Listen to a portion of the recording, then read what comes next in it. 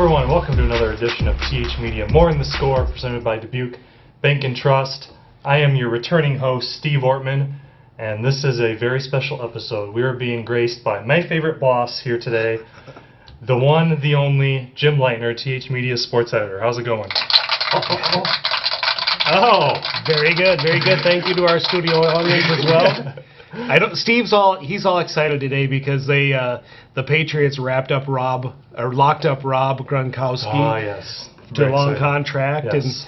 And we all know how much the Patriots like to have their tight ends locked up.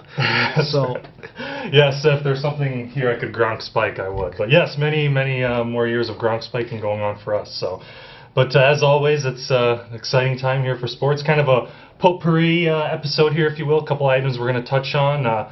First up, we have, the expert when it comes to Dubuque Fighting Saints hockey here, Jim Leitner. So, Saints are kind of hitting the home stretch of the regular season. How things looking here as we head towards the playoffs? They're in a really good spot right now. They're in second place overall in the USHL. They're 5 points back of Cedar Rapids with 12 games to go. But they have 4 games left with Cedar Rapids this season. So there's a chance that they can overtake Cedar Rapids for the Anderson Cup as regular season champions. So they're in a good spot right now. It looks pretty solid that they're going to make the playoffs again for the 6th straight year.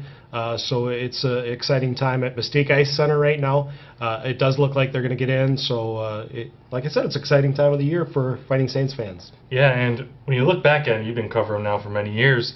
Around this time, it seems like it's always an exciting time. So this team is always in the hunt. They have been. You know, they're the only team in the USHL that's had 30 wins or more for the last 6 seasons. They're the only team to make it to the playoffs all 6 seasons, and they're the only team to win a playoff series all 6 seasons. So, I think people in Dubuque are a little spoiled with the Fighting Saints and how strong they've been, and they're always in contention. So this year is no different. Yeah, and I must say, as a New England Patriots fan, it is great to be cheering a team that is always in it. Am I right? Cardinals fan? That's exactly right. Cardinals fan. I like the Blackhawks too. So there you exactly. Go. But they're not like the Patriots. They don't have to deflate the puck. Let's just. They don't have to deflate the puck to win. Okay, enough of that. Moving on. You mentioned. We mentioned the Cardinals in baseball.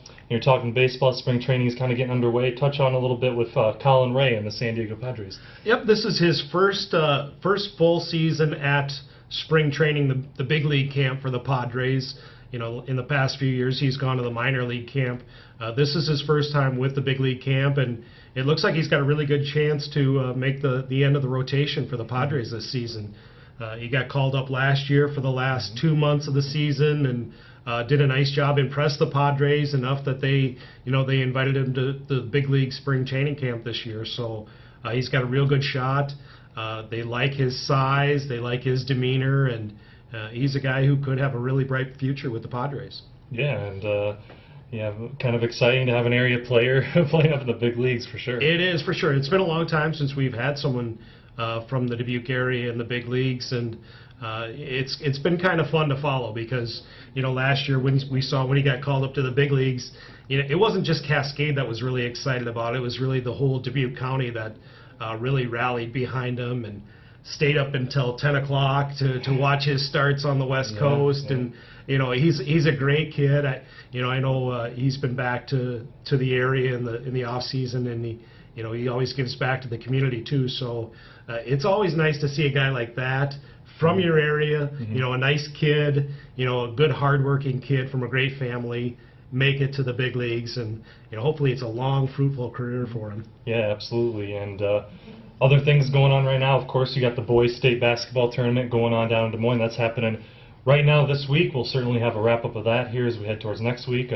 On the girls' basketball end, I've been following that here all throughout the season and kind of looking at all 3 states that we cover. First up in Illinois, things wrapped up with Galena.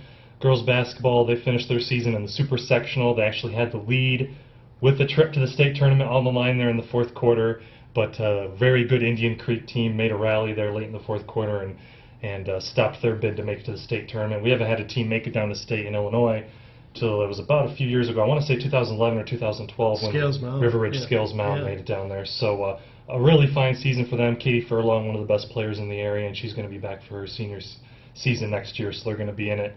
more here coming down the road. And then looking at Iowa, Western Dubuque, what they've done the last few years, really impressive. They made it down to state again, second year in a row, undefeated in the regular season, but they got beat for the third year in a row by the state champions as they ran into Mason City in the quarterfinals, who of course then went on to win the title this past Saturday. And you know, Mason City is a unique team in that they play a lot of 5A competition, and they get that advantage of being able to go down. They play 4A teams at the state tournament, and you could see the advantage there. It's kind of, you know, it's kind of like Wahlert when they play in the Mississippi Valley Conference. Yeah. You know, they're playing, and the MVC is a great conference, as is the Central Iowa Metro League. You're playing against great talent every night, great 5A talent in the girls' case. And, you know, when you play that kind of competition, and then you get to the state tournament where you're playing schools that are more your size, you have a pretty big advantage. Yep, absolutely. And Bobcats are going to graduate Megan Moss. You could say unarguably the best player that program's ever seen. She's leaving as the career leader in scoring, rebounding, and block shots. So truly a great career for her. Kudos for a tremendous time at Western Dubuque, and she'll be going to Northern Iowa on a scholarship here this fall. And to wrap things up then, we head over to Wisconsin real quick, where Mineral Point Pointers are going to the girls' state basketball tournament for the very first time ever. They got by the usual thorn in their side in the postseason, Cuba City, and they beat them 3 times this season, and they're going to state for the very first time under Mitch Wainwright and Clara Chambers, Jessica Schultz, 2 seniors that have really led that charge.